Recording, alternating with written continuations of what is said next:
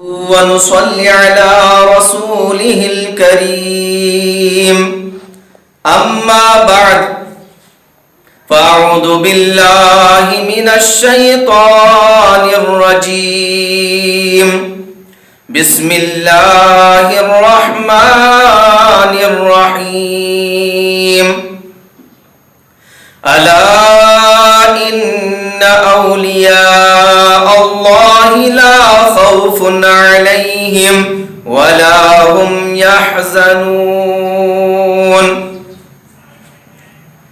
میرے بھائیوں، بزرگوں اور دوستوں، مجھے آپ حضرات کے سامنے نسبت کے تعلق سے چند باتیں عرض کرنا ہے کہ نسبت کا نور 7 چیزوں کی وجہ سے انسان کو حاصل ہوتا ہے۔ اگر ہم ان 7 چیزوں پر پابندی سے عمل کریں گے تو اللہ تبارک و تعالی ہم تمام کو نسبت کا نور عطا فرمائیں گے۔ وہ 7 چیزیں کیا ہیں؟ مختصراً میں آپ حضرات کے سامنے ان 7 چیزوں کے بارے میں بتلانا چاہتا ہوں۔ سب سے پہلی چیز وضو پر مداومت، کہ ہم ہر حالت میں باوضو رہے۔ اللہ تبارک و تعالی جو شخص باوضو رہتا ہے اللہ رب العزت اس کی روزی میں برکتیں عطا فرماتے ہیں۔ اللہ تبارک و تعالی نے قرآن کریم کے اندر فرمایا ہے ان اللہ یحب التوابین ویحب المتطہرین، کہ بے شک اللہ تبارک و تعالی توبہ کرنے والوں کو پسند فرماتے ہیں اور اللہ تبارک و تعالی پاک صاف رہنے والوں کو بھی پسند فرماتے ہیں، اللہ ان سے محبت کرتے ہیں۔ اس لیے ہم تمام کو گناہوں سے بھی توبہ کرنا ہے۔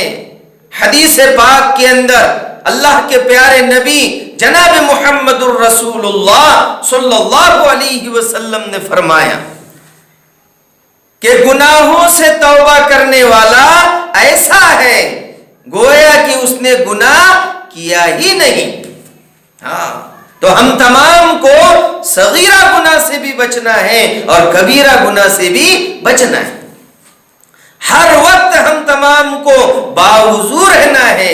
جو شخص باوضو رہتا ہے اس کے اوپر جادو کا اثر نہیں ہوتا۔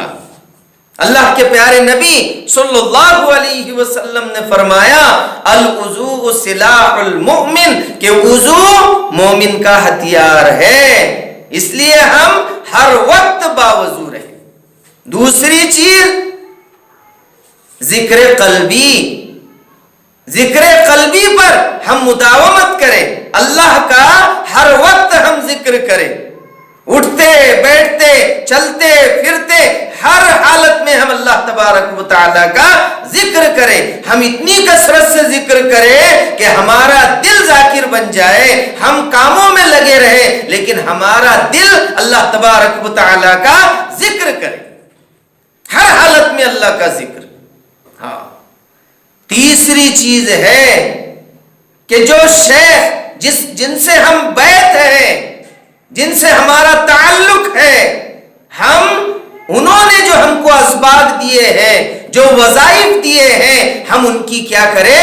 پابندی کریں۔ اگر ہم پابندی کریں گے تو ہم کو فائدہ ہوگا، اور جن چیزوں سے انہوں نے منع کیا ہے ان سے ہم رک جائیں۔ چوتھی چیز ہے مجاہدہ نفس، ہم نفس کا مجاہدہ کریں۔ نفس کے مجاہدے میں 4 چیزیں آتی ہے۔ پہلی چیز تو ہے قلت طعام، کم کھانا، اتنا بھی کم نہیں کھانا کہ جسم کمزور ہو جائے، اتنا بھی زیادہ نہیں کھانا کہ کھٹی ڈکارے آنے لگے۔ دوسری چیز ہے قلت منام، کم سونا، کم سونا۔ تیسری چیز ہے قلت کلام، کم باتیں کرنا، خاموش رہنا۔ حدیث پاک کے اندر اللہ کے نبی نے فرمایا جو شخص خاموش رہا اس نے نجات پائی. زیادہ انسان بولتا ہے تو اس سے غلطیاں زیادہ سرزد ہوتی. چوتھی چیز ہے قلت اختلاط، لوگوں سے کم تعلق رکھنا، اللہ سے زیادہ تعلق رکھنا، تنہائی میں زیادہ رہنا. یہ ہے چوتھی چیز مجاہدہ نفس. پانچویں چیز ہے انکساری اور عاجزی اپنے اندر پیدا کرنا، تکبر سے دور رہنا. تکبر عزازیل را خار کرد، بزندان لعنت گرفتار کرد. شیطان نے تکبر کیا، اللہ تبارک و تعالیٰ نے اس کو نکال دیا. تکبر کو چھوڑنا ہے.